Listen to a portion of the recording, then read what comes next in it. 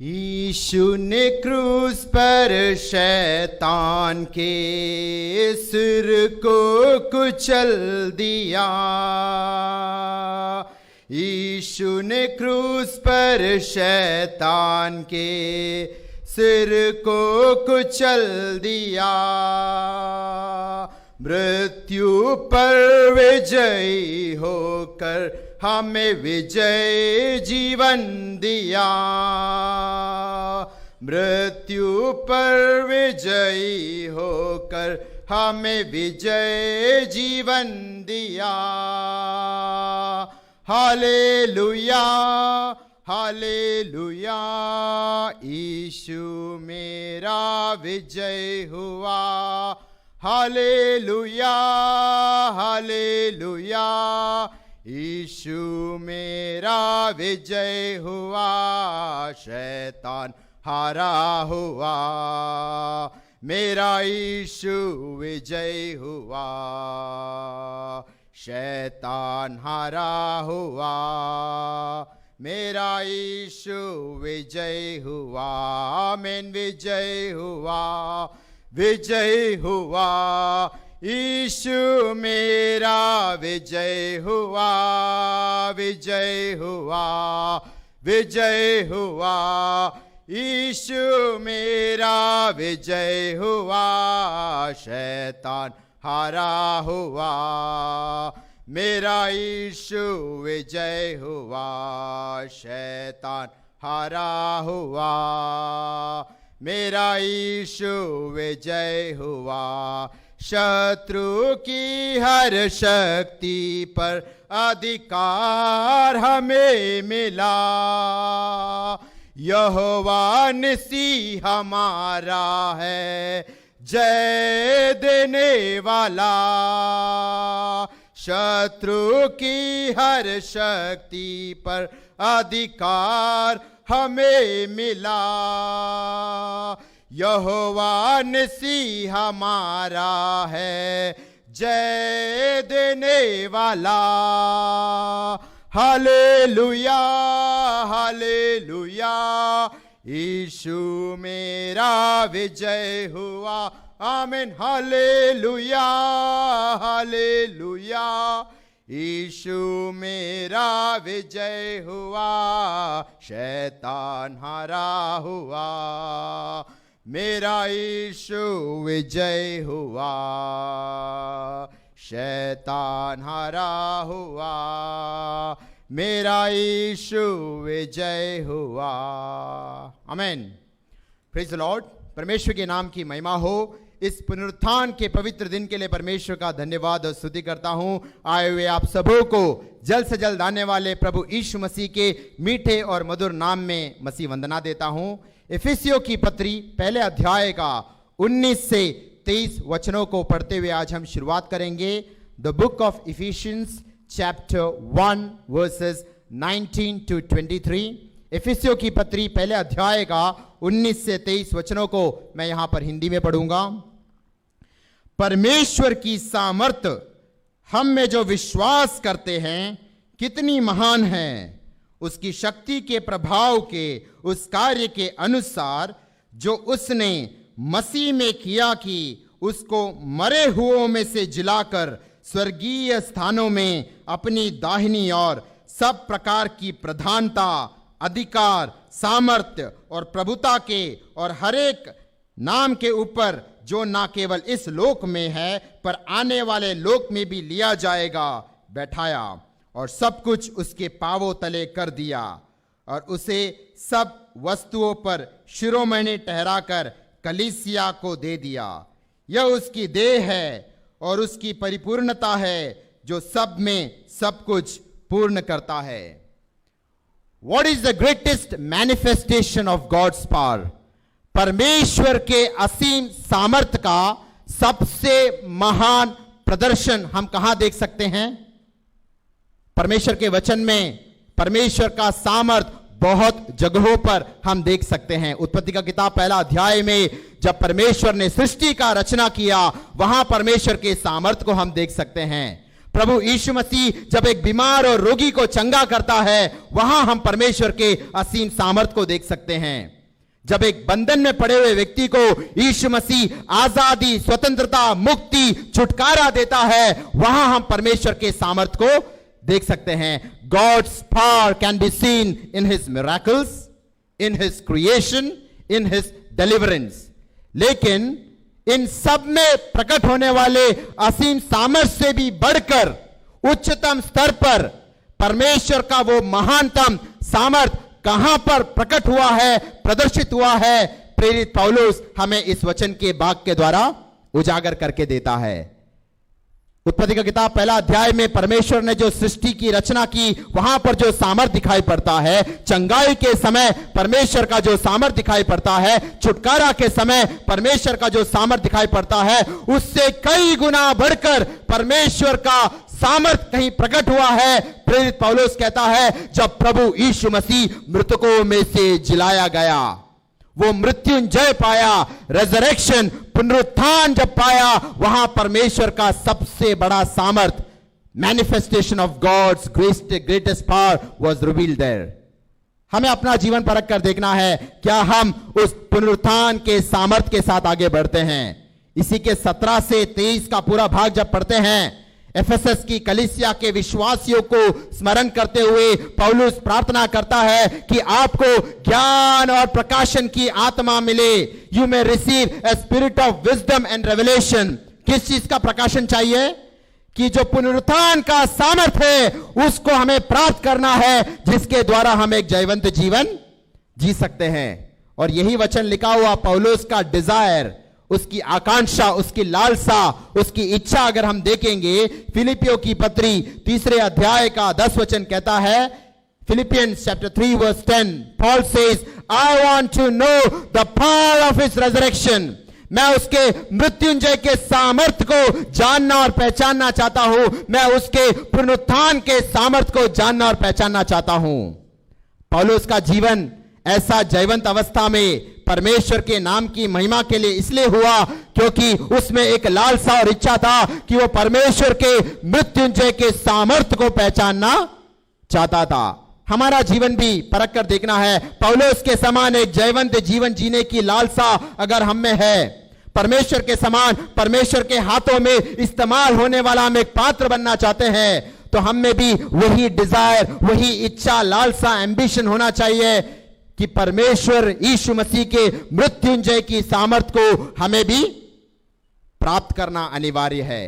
और यह सामर्थ सबके लिए नहीं है। पौलुस स्वयं कहता है एफेसियों की पत्री 1 अध्याय का 19 वचन में, जो विश्वास करता है उसको ही यह पुनरुत्थान का सामर्थ, मृत्युंजय का सामर्थ, रिजरेक्शन पावर की प्राप्ति होती है। इसलिए यीशु मसीह ने भी कहा यूहन्ना 20 अध्याय का 29 वचन में, Gospel of John chapter 20 verse 29, वहां पर थॉमस को देखते हुए कहता है, तूने तो मुझे देखने के बाद विश्वास किया है, लेकिन धन्य है वो जिन्होंने मुझे देखे बिना मुझ पर विश्वास किया है।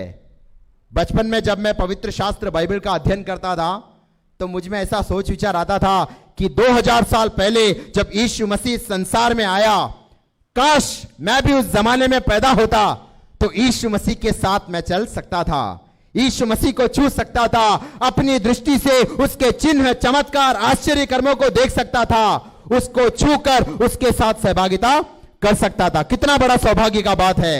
लेकिन जब यूहन्ना 20 का 29 वचन का प्रकाशन मैंने पढ़ा, वहां पर कहता है, थॉमस और अन्य शिष्यों के समान अपने दृष्टि से जिन्होंने यीशु मसीह को देखा, यीशु मसीह के चिन्ह, चमत्कार, मिराकल्स और अद्भुत कामों को देखा, यीशु मसीह के साथ सहभागिता किया, उनसे बढ़कर आशीषित अवस्था में, उनसे बढ़कर धन्य अवस्था में आप और मैं हैं जिन्होंने यीशु मसीह को देखे बिना उस पर विश्वास किया है।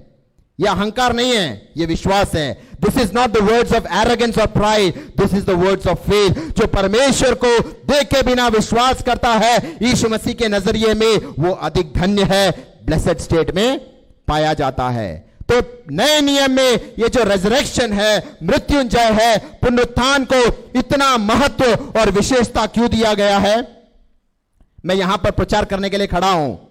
जब भी मैं प्रचार करता हूं, पौलुस का एक वचन मुझे स्मरण आता है, पहला कोरिन्थी 15 अध्याय का 14 वचन, 1 Corinthians chapter 15 verse 14। पौलुस कहता है, अगर यीशु मसीह मृतकों में से नहीं जिलाया गया तो हमारा प्रचार व्यर्थ है और तुम्हारा विश्वास भी व्यर्थ है। तो अगर यीशु मसीह मृतकों में से जी नहीं उठा, उसका पुनरुत्थान नहीं होता, तो हमारा प्रचार भी व्यर्थ है और हमारा विश्वास भी व्यर्थ है। लेकिन आज हम जानते हैं Jesus is alive for ever more, यीशु मसीह का पुनरुत्थान हुआ है। इसके लिए उस वचन को हम ऐसा कह सकते हैं, यीशु मसीह जिलाया गया है। इसके लिए आज हमारा प्रचार भी अर्थपूर्ण है और हमारा विश्वास भी अर्थपूर्ण है। पुनरुत्थान को नए नियम में बड़ी विशेषता दी गई है। प्रेरितों के काम पहले अध्याय में जब यूदा इस्करियोती, जिसने धोखे से यीशु मसीह को पकड़वाया, जूडस इस्करियत के मौत के पश्चात चेले लोग जमा हुए और उन्होंने निर्णय लिया कि हमें एक 12वें चेले को चुनना है जो हमारे साथ सहभागिता कर सकता है। और जो एक व्यक्ति को उन्हें प्रेरित के रीति, अपोस्तल के रीति से चुनना था, उसका एक महत्वपूर्ण बिंदु कहता है प्रेरितों के काम पहला अध्याय का 22 वचन, एक्ट्स चैप्टर 1 वर्स 22, वो ऐसा एक व्यक्ति होना चाहिए जो हमारे साथ यीशु मसीह के जिलाए जाने का गवाह बने। यीशु मसीह के मृत्यु का नहीं, वहां पर क्या कहता है, यीशु मसीह के पुनरुत्थान का हमारे साथ गवाह बनना चाहिए। He should be a witness in his resurrection. तो वहां पर पुनरुत्थान को बड़ा प्राथमिकता दिया गया है। और रोमी 10 अध्याय का 9 वचन में पौलुस जब एक व्यक्ति को उद्धार पाने का मार्ग बताता है, एक व्यक्ति कैसे उद्धार पा सकता है, वहां पर कहता है एक व्यक्ति को अगर उद्धार पाना है, उसे अपने मुख से अंगीकार करना होगा कि प्रभु यीशु मसीह ही उसका प्रभु है, लॉर्ड है, और उसको हृदय में विश्वास करना होगा। क्या विश्वास करना होगा? आज काफी लोग कहते हैं हमने प्रभु पर विश्वास किया, प्रभु के बलिदान पर विश्वास किया, उसके लहू पर विश्वास किया, वो सब अच्छी बात है। लेकिन उससे एक कदम बढ़कर पौलुस कहता है अगर आप अपने मुख से अंगीकार करते हो यीशु मसीह प्रभु है और उसके साथ आपके मन में या हृदय में विश्वास करते हो कि पिता परमेश्वर ने यीशु मसीह को मृतकों में से जिलाया है, तो आपका उद्धार होगा। तो उद्धार पाने के लिए आपको मुंह से तो अंगीकार करना है, लेकिन हृदय पे क्या विश्वास करना है? रिजरेक्शन, मृत्युंजय, पुनरुत्थान, यीशु मसीह मृतकों में से जिलाया गया, ऐसा विश्वास करोगे तभी आपका उद्धार होगा। हमारा जीवन में परमेश्वर चाहता है पौलुस के समान मृत्युंजय के सामर्थ, रिजरेक्शन पावर, पुनरुत्थान के सामर्थ के साथ हम एक जयवंत जीवन में अग्रसर होना है। पुराने नियम का एक भक्त है एलीशा, जिसके जीवन में हम ये मृत्युंजय के सामर्थ की सेवकाई हम देख सकते हैं। संक्षिप्त में कुछ बिंदुओं को बताना चाहता हूं। दूसरा राजा 2 अध्याय में हम देखते हैं एलिया भविष्यवक्ता का पीछा करते करते एलीशा उसका अनुकरण करता है, और जब एलिया उसके सामने उठा लिया जाता है तो एलिया में जो आत्मा का सामर्थ था, आत्मा का अभिषेक था, उसका दुगना सामर्थ किसको मिलता है? एलीशा को प्राप्त होता है। Elisha receive the double portion of the anointing which Elijah had. यीशु मसीह के स्वर्गारोहण के बाद पवित्र आत्मा का सामर्थ भी हमें मिला है, हमें भी उस जयवंत अवस्था में आगे बढ़ना है। और जब वो सामर्थ मिलता है, दूसरा राजा 2 अध्याय का 13 और 14 वचन, 2 Kings chapter 2 verse 13 and 14, वहां पर दिखता है जो चादर, एलिया का चादर वो लेकर एलीशा यरदन नदी को दे मारता है, और विश्वास से जब वो मारता है तो यरदन नदी 2 भाग हो जाता है। पुराने नियम में और नए नियम में the river Jordan is the picture of death. यरदन नदी मृत्यु का प्रतीक है। यीशु मसीह का भी बपतिस्मा यरदन नदी में हुआ।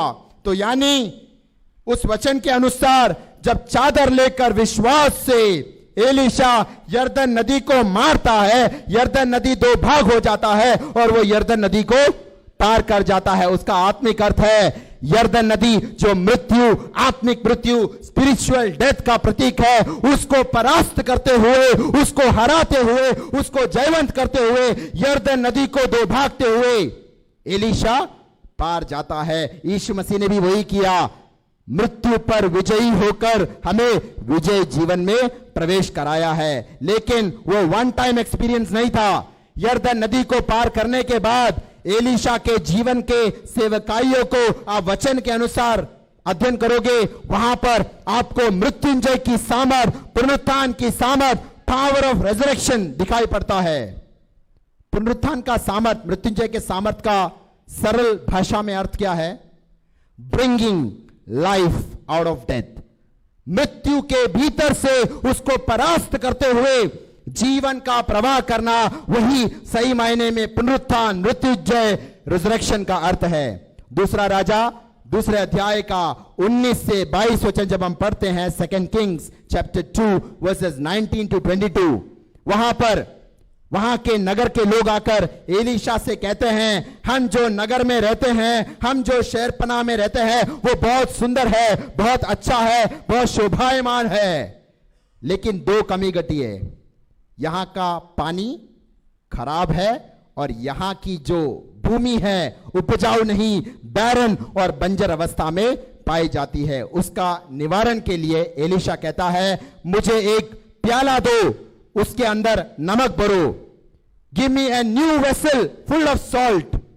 और उस नमक को जब पानी में वो छिड़कता है, पानी का गंदगी, पानी का बुराई, पानी की अशुद्धता समाप्त हो जाती है और वहां पर एक बड़ा छुटकारे का अनुभव दिखता है। जो भूमि बंजर अवस्था में थी, उपजाऊ नहीं थी, वो बैरन अवस्था से फ्रूटफुल अवस्था, फलवंत अवस्था में जाती है। एलीशा का पहला एक सेवकाई वहां पर देख सकते हैं, एक बैरन लैंड में जीवन को उसने फूका, एक बंजर जमीन में जीवन का प्रवाह उसने किया और वहां पर मृत्युंजय की सामर्थ को उसने प्रदर्शित किया।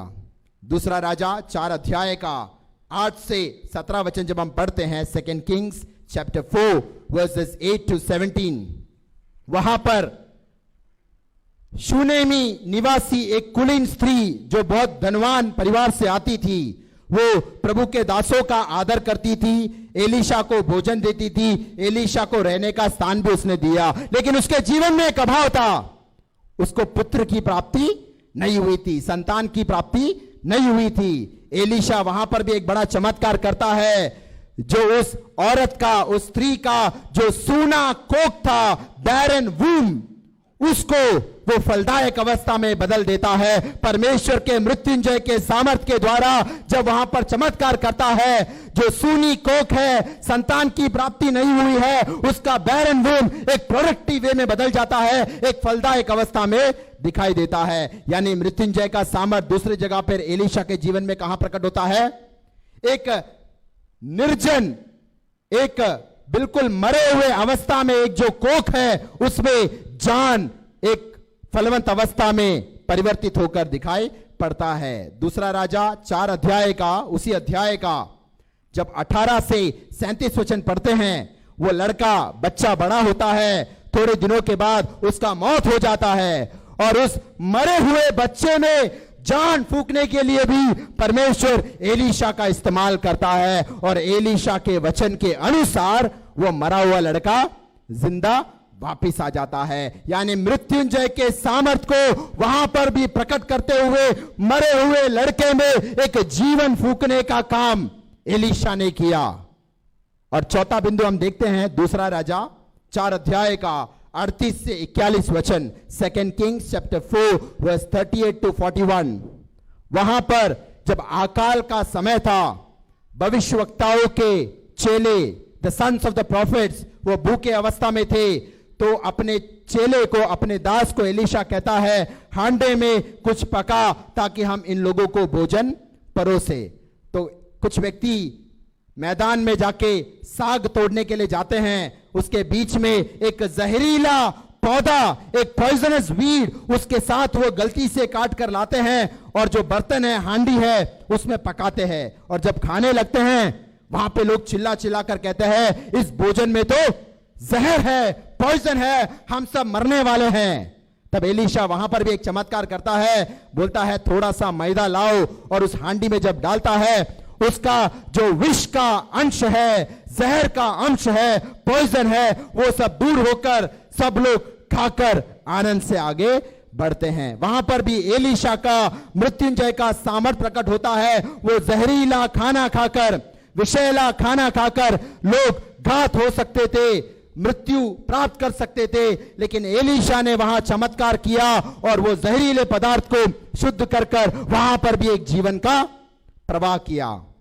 उसके अगले अध्याय में दूसरा राजा 5 अध्याय का 1 से 14 वचन जब हम पढ़ते हैं, 2 किंग्स चैप्टर 5 वर्सेस 1 to 14, वहां पर एलीशा का एक और सेवकाई हम देखते हैं।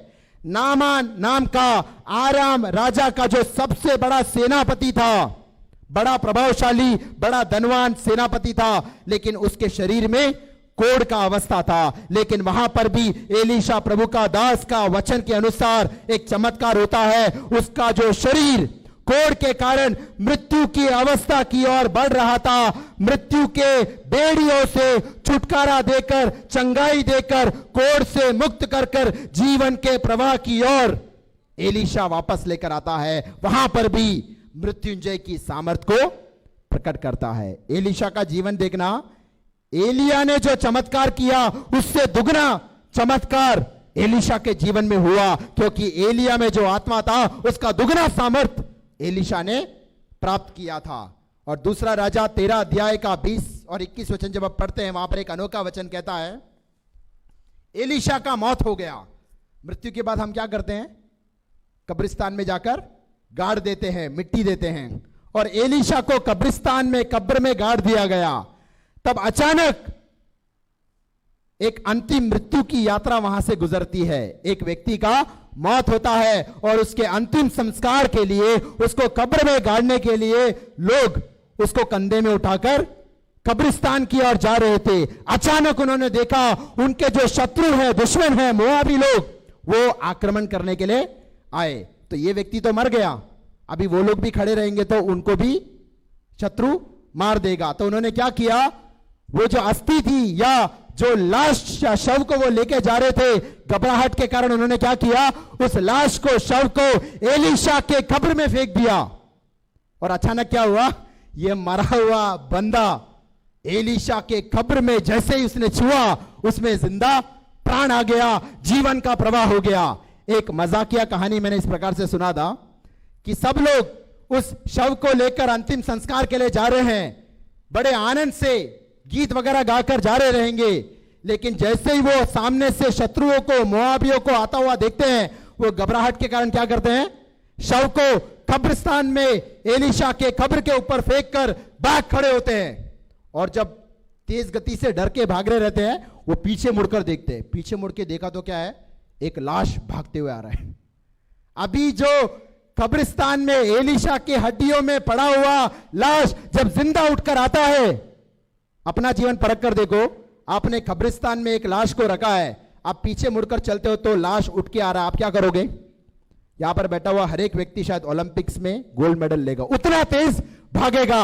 और ऐसा वो मजाकिया रीति से है, लेकिन वहां पर मृत्युंजय की सामर्थ्य को प्रकट कर मृत्यु के पश्चात भी एलीशा के जीवन में हमको वो दिखाई देता है। एक बैरन लैंड में उसने जीवन का प्रवाह किया, एक बैरन वूम में उसने जीवन का प्रवाह किया, एक मृत्यु पाया हुआ लड़के के शरीर में उसने जीवन का प्रवाह किया, एक हांडी जो विषैला था, मृत्यु प्राप्त था, वहां पर उसने जीवन का प्रवाह किया। नामान नामक व्यक्ति के शरीर जो मृत्यु की ओर जा रहा था, वहां पर उसने जीवन का प्रवाह किया। मृत्यु के बाद भी जब उसके कब्र में एक व्यक्ति को फेंका गया, लाश को फेंका गया, जीवन का प्रवाह हो गया।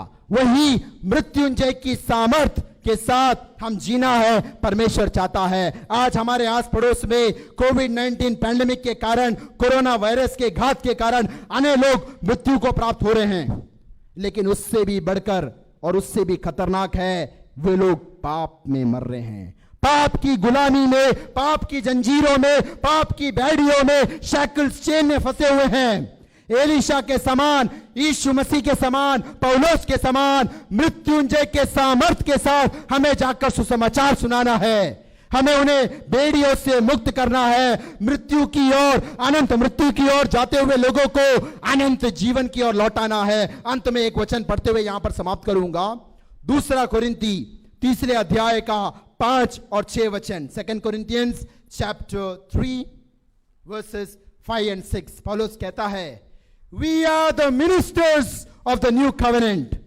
हम नए वाचा के सेवक हैं, पुरानी वाचा नहीं, नए नियम के नए वाचा के सेवक है। इसलिए हम मृत्यु प्रदान नहीं करते, लोगों को अनंत जीवन प्रदान करते हैं। वहां अंग्रेजी में कहता है, letter kills but spirit gives life.